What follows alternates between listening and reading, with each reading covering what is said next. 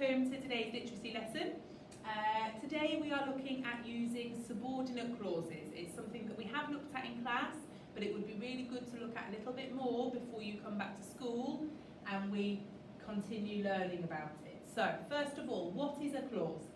A clause is a group of words that includes a subject and a verb. So the verb is the action and the subject is the person or the thing that is doing the action. There are two types of clauses. There are independent clauses and there are subordinate clauses. So the independent clause, or the main clause as we've been calling it, makes sense on its own because it is a complete thought all by itself. For example, I went to town, it was red. They are ideas that make sense all by themselves. A subordinate clause supports the independent clause or supports the main clause by giving extra information. A subordinate clause does not make sense by itself. It is dependent on the main clause. It needs the main clause. For example, after the storm cleared, and because he didn't like chocolate. It wouldn't make sense to say those things by themselves. They give extra information. It says here the opening words of a subordinate clause show that the clause is dependent on the main clause. So here we have after and because. We call those words subordinating conjunctions. So here you can see one full example. Lucy snored is the main clause because it makes sense all by itself. The extra information is while she slept. And here it says, I need you main clause because you couldn't say this by itself and it still makes sense.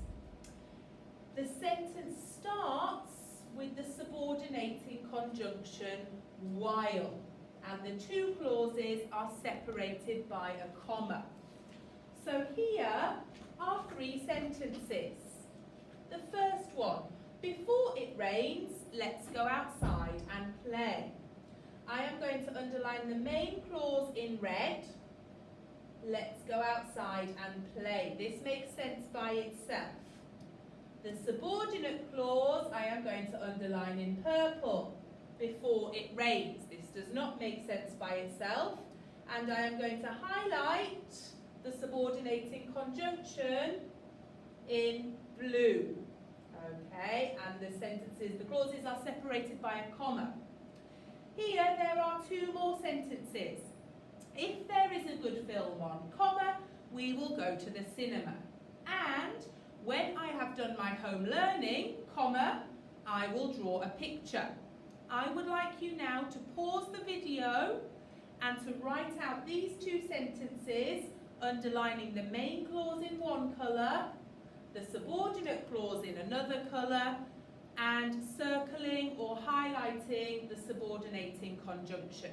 Off you go, please. Well done, Year 4.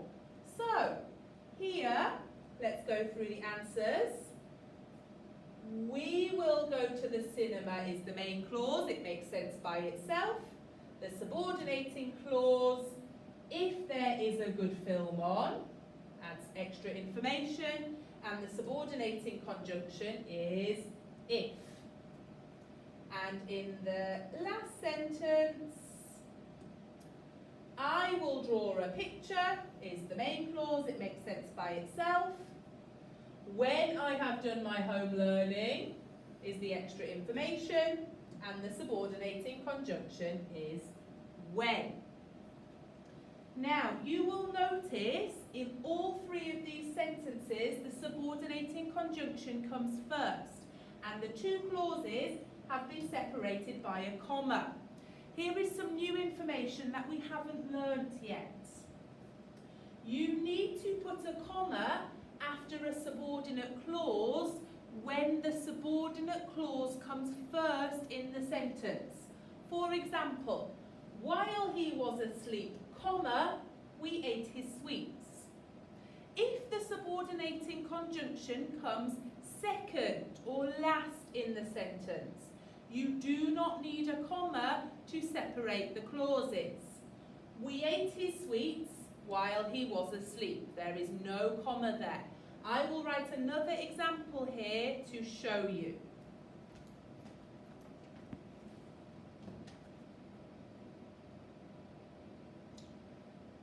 After lunch, comma, I will go shopping. I have put a comma because the subordinate clause comes first. However, if I write, I will go shopping after lunch, I do not need a comma to separate my clauses. So you only need a comma if the subordinating clause comes first. Now,